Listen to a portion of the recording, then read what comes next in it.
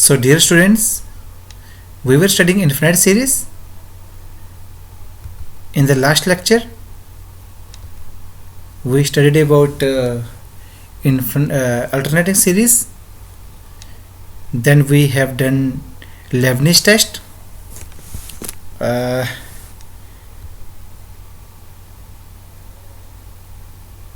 So today we will discuss about absolute convergence. Absolute convergence.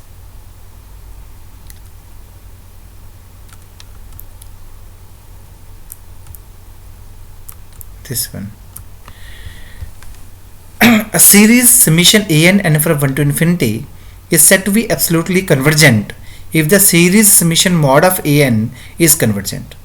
That is, if the series obtained on taking each term of the given series with a positive sign is convergent. कोई भी series absolutely convergent तब होगी अगर उसकी हर एक term को positive लेके जो सीरीज बनेगी अगर वो कन्वर्जेंट होगी तो हम कहेंगे गिवन सीरीज एब्सोल्युटली कन्वर्जेंट हो जाएगी. क्योंकि यहाँ ये जो हम सीरीज ले रहे हैं ये हम पॉजिटिव टर्म से तो ले नहीं रहे, इसकी टर्म्स अल्टरनेटिवली पॉजिटिव नेगेटिव हो सकती हैं, रैंडमली पॉजिटिव नेगेटिव हो सकती हैं. तो इस सीरीज को हम एब्सोल्युटली कन्वर्जेंट तब कहेंगे जब हम उस सीरीज में हर एक टर्म का मॉड लेंगे, अगर वो कन्वर्जेंट हो जाए देन हम कहेंगे जो गिवन सीरीज है वो एब्सोल्युटली कन्वर्जेंट होगी.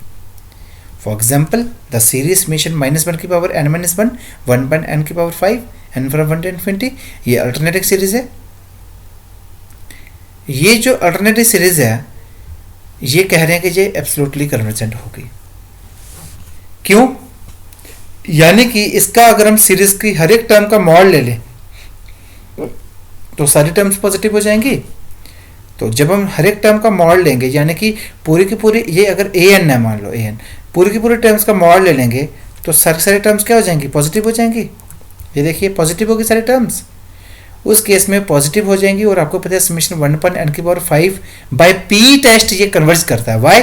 बिकॉज यहाँ 1/n की पावर p क्या है यहाँ 5, तो 5 p की वैल्यू 1 से बड़ी है.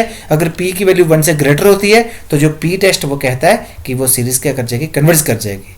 मतलब मॉड लेने के बाद जो सीरीज बनी वो कन्वर्ज हो गई, इसलिए हम कहेंगे जो बिना मॉड वाली सीरीज थी वो क्या होगी? एब्सोल्युटली कन्वर्जेंट होगी.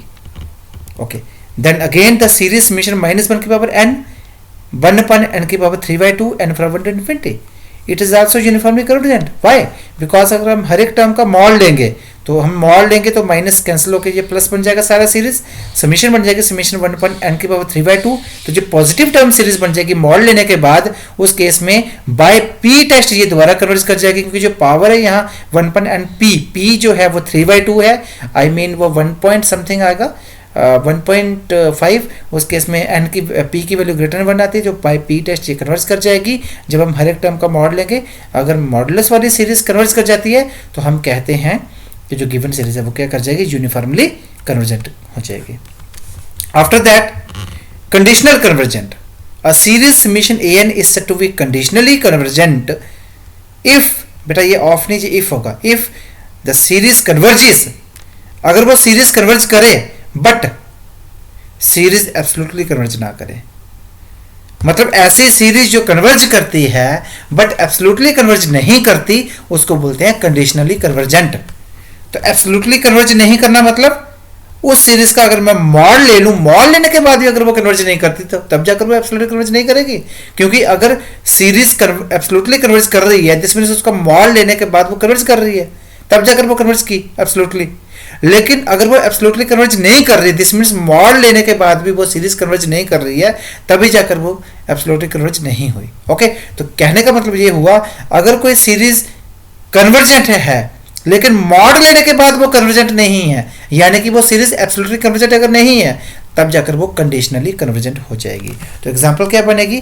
तो देखिए मॉड लेने के बाद ऐसी सीरीज बनाओ कि p टेस्ट लगाओ तो वो कन्वर्जेंट ना हो, तो वो p की वैल्यू आपको 1 से छोटी रखनी पड़ती है या इक्वल टू 1 रखनी पड़ती है. इक्वल टू 1 रखो या पावर 1 रख सकते हो, पावर 1/2 रख सकते हो, पावर 2/3 रख सकते हो ताकि आपका 1 से छोटा है. उस केस में क्या होगा, ये सीरीज अगर आपकी पावर जो भी है नीचे, ये सीरीज है अल्टरनेटिंग सीरीज, इस केस में ये तो कन्वर्ज कर जाएगी, वाई, ये कन्वर्ज कर जाएगी, why, because by Leibniz test. क्योंकि अगर मैं ए एन की बात करूँ या 1/n है, ए एन जो है वो 10 to 0 होगा एज एन 10 to infinity, ठीक है।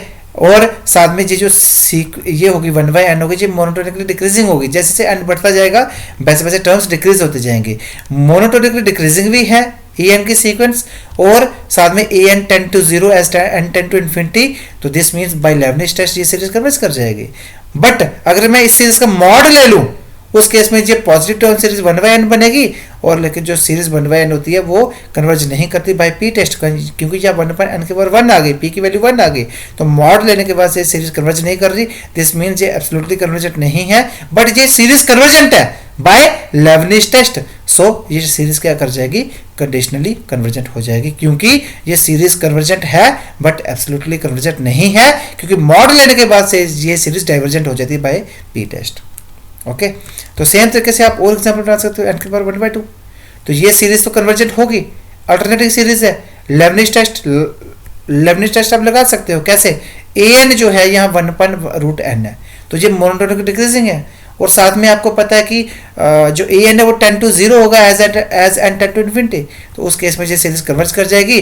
बट इसी सीरीज का अगर मैं मॉड ले लूँ तो ये पॉजिटिव टर्म सीरीज बन जाएगी, लेकिन पावर 1/2 रहेगी, p की वैल्यू 1 से लेस है, तो p टेस्ट से वो डाइवर्ज कर जाएगी, मतलब मॉड लेने के बाद वो कन्वर्जेंट नहीं हुई, यानी कि वो एब्सोल्युटली कन्वर्जेंट नहीं हुई, बट ये सीरीज कन्वर्जेंट है, इसलिए ये क्या होगी, कंडीशनली कन्वर्जेंट होगी। ओके, तो रिमार्क्स देखिए, we call conditionally convergent series as semi convergent और नॉन एब्सोल्युटली कन्वर्जेंट, इनको ऐसे भी कहा जाता है। Since summation of mod of un is a positive term series, so it either converges और डाइवर्जेस, क्योंकि जब मॉड लेते हैं अल्टरनेटिव सीरीज के ऊपर वो पॉजिटिव टर्म सीरीज बन जाती है, और आपने एक रिजल्ट पढ़ा था कि जो पॉजिटिव टर्म सीरीज है या तो वो कन्वर्ज करती है या तो वो डाइवर्ज करती है, और प्लस इन्फिनिटी पे डाइवर्ज करेगी, ये यह लिखना चाहिए था। Okay, all the tests established for testing the convergence of positive term series can be used for testing the convergence of the series summation mod of un। जो हमने पॉजिटिव टर्म सीरीज को check करने के लिए, उनके behaviour को check करने के लिए जो टेस्ट एस्टेब्लिश किए थे, जैसे हमने पी टेस्ट पढ़ा, डिलैम्बर्ट रेशियो टेस्ट पढ़ा, रूट टेस्ट पढ़ा, है ना, ज्योमेट्रिक सीरीज टेस्ट पढ़ा, वही हम पॉजिटिव टर्म इस पे समीशन मॉड ऑफ un जो मॉडुलस की सीरीज बनेगी उस पे भी हम अप्लाई कर सकते हैं। क्यों? कि मॉड लगाने के बाद ये सीरीज पॉजिटिव टर्म सीरीज ही बन जाती है, इसलिए जो टेस्ट पॉजिटिव टर्म सीरीज पे लगेंगे वही इस सीरीज पे लग जाएंगे। Tests established for testing the behavior of positive term series cannot given any information regarding conditional convergence of the series। बिल्कुल conditional convergence of the series के लिए वो टेस्ट कुछ नहीं बता सकते, क्योंकि कंडीशनली कन्वर्जेंट के लिए जो गिवन सीरीज होती है या अल्टरनेटिव सीरीज वो कन्वर्ज करती है, तो alternative series positive term series तो होती नहीं, इसलिए उसका बिहेवियर, जो पॉजिटिव टर्म सीरीज का बिहेवियर चेक करने के लिए टेस्ट लगते हैं, वो कंडीशनल कन्वर्जेंट का बिहेवियर के लिए कोई भी इंफॉर्मेशन नहीं दे सकते। ये part, if series summation an is a positive term series then summation of an equals summation mod of an। अगर ये सीरीज पॉजिटिव टर्म सीरीज है, ऑलरेडी इसके सारे टर्म्स पॉजिटिव हैं, तो मॉड लगाओ चाहे ना लगाओ वो हमेशा इक्वल होगा।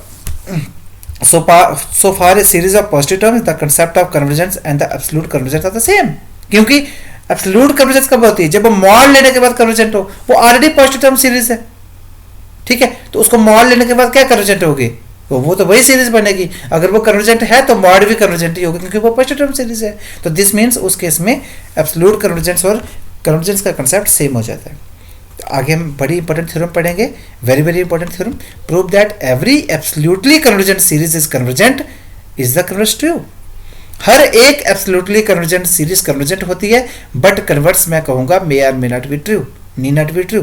उसके लिए मैं एग्जांपल दूंगा, मतलब हर एक कन्वर्जेंट सीरीज जरूरी नहीं है कि वो एब्सोल्युटली कन्वर्जेंट हो। ओके, तो मैं लेकर चलता हूँ पहले summation A and B uniformly convergent series, sorry ये लेना चाहिए था एब्सोल्युटली कन्वर्जेंट सीरीज। बड़ी सारी मिस्टेक्स है, I have to correct them, then I will again send the PDF by correcting the by making the corrections. Okay, तो given series is an absolutely convergent series, तो we have to prove that this series is convergent. तो अगर ये series absolutely convergent है तो then उसका जो mod होगा सीरीज का, मॉड ऑफ ए एन, वो कन्वर्जेंट होगी बाय डेफिनेशन। क्योंकि कोई भी सीरीज एब्सोल्युटली कन्वर्जेंट तब होती है अगर उसका मॉड लेकर सीरीज बनाई जाए, हर एक टर्म का मॉड लेकर सीरीज बनाई जाए, अगर वो कन्वर्जेंट हो जाएगी हम कहेंगे गिवन सीरीज क्या होगी, कन्वर्जेंट होगी। तो अगर ये सीरीज एब्सोल्युटली कन्वर्जेंट है उस केस में मॉड की जो सीरीज होगी वो क्या हो जाएगी, कन्वर्जेंट होगी।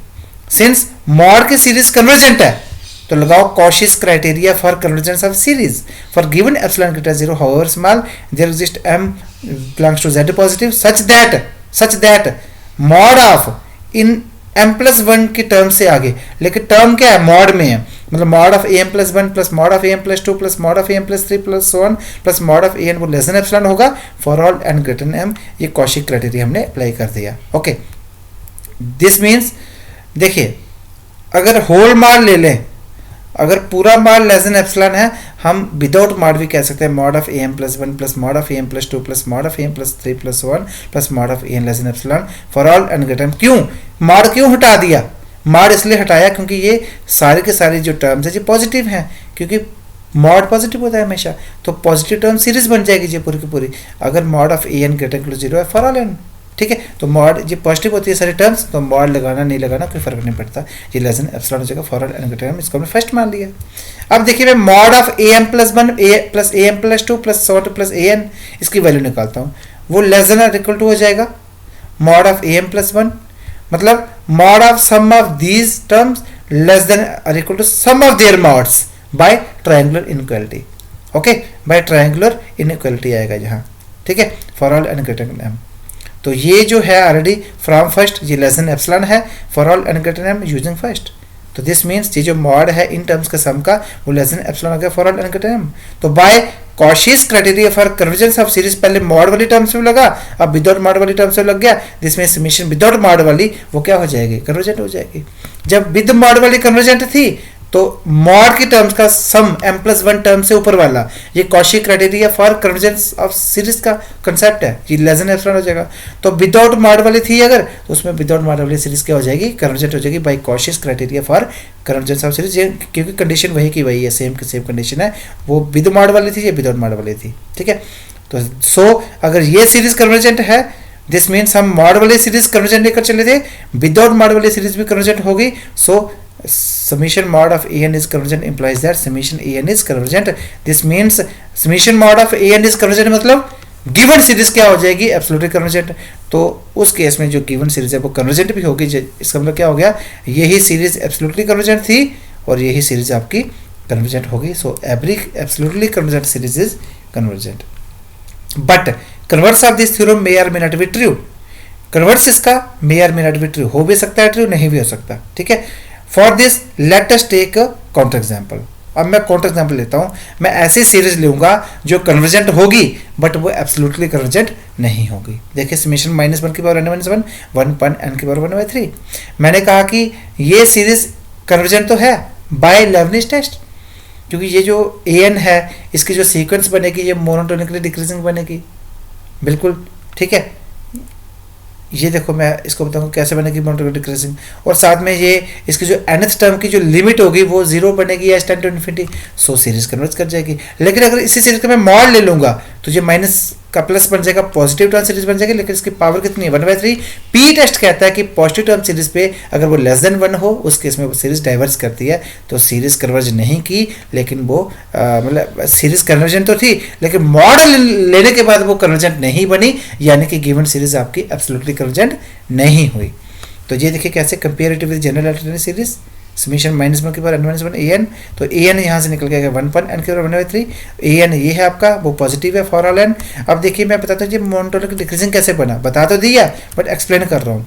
अब अगर मैं n1 लगाऊँ a1 यहाँ से 1 पन 1 की पावर 1/3 इक्वल टू 1 आ जाएगा, a2 क्या निकलेगा 1 पन 2 की पावर 1/3, a3 क्या निकलेगा 1 पन 3 की पावर 1/3, रिप्लेस करते जाओ। देखिए जैसे जैसे आप टर्म्स को आगे बढ़ाते जा रहे हो वैसे वैसे डिनोमिनेटर में बड़ी टर्म्स होती जा रही हैं, तो ऑन द होल टर्म्स कम होती जाएंगी, a1 a2 से बड़ी हो जाएगी, a2 a3 से बड़ी हो जाएगी, ऐसे करते करते अगली वाली टर्म छोटी होती जाएंगी, मतलब कि a1 a2 से बड़ा, a2 a3 से बड़ा, सो ऑन। तो दिस मीन्स an+1 से बड़ा हो गया for all n, so sequence an क्या होगी, मोनोटोनिकली डिक्रीजिंग होगी। एंड लिमिट ऑफ an क्या है, an क्या है आपका, an क्या है एक्चुअली, an है 1 पन n के n की power 1/3, limit of A N क्या आएगा as n tend to infinity, जैसे n टेंड टू इन्फिनिटी होगा ये टर्म पूरी क्या बन जाएगी, जीरो बन जाएगी। This means limit of A N zero हो जाएगी as n tend to infinity. तो ये दोनों कंडीशंस आपकी लेबनिज टेस्ट की सेटिस्फाई होगी। सो बाय लेबनिज टेस्ट समीशन जो गिवन सीरीज है वो क्या करेगी, कन्वर्ज करेगी। सीरीज तो कन्वर्ज कर रही है, लेकिन अगर इसी सीरीज का मैं मॉड ले लूँ, मॉड लेने के बाद मॉड हट जाएगा, पॉजिटिव टर्म सीरीज बन जाएगी। तो पी टेस्ट कहता है कि पावर 1/3 है इसकी डिनोमिनेटर की n की, तो p अगर लेस देन 1 हो उस केस में सीरीज क्या करती है, डाइवर्ज करती है। सो ये डाइवर्जेंट होगी by P test, because p की वैल्यू 1/3 वो लेस देन 1 है। तो गिवन सीरीज जो है वो कन्वर्जेंट है, बट मॉडल लेने के बाद वो कन्वर्जेंट नहीं हुई, यानी कि वो एब्सोल्युटली कन्वर्जेंट नहीं हुई। So dear students, I think I have covered all the main theorems which falls in your syllabus, and now next we will study about the example part, the exercise part based on the geometric series test, P series test, Cauchy root test, D'Alembert ratio test and Leibniz test as well. उनके basis पे हम example पढ़ेंगे, exercises पढ़ेंगे, और अगर एक I think Cauchy condensation test आपका रह गया है एक, वो मैं आपको अगले लेक्चर में बता दूंगा, लेकिन एग्जाम्पल और एक्सरसाइज पार्ट आपका रह गया है। आई थिंक बाकी आपका सारा सिलेबस इसमें कवर हो गया है। सो एग्जाम्पल और एक्सरसाइज पार्ट हम नेक्स्ट वीडियो में करेंगे। Thank you so much friends.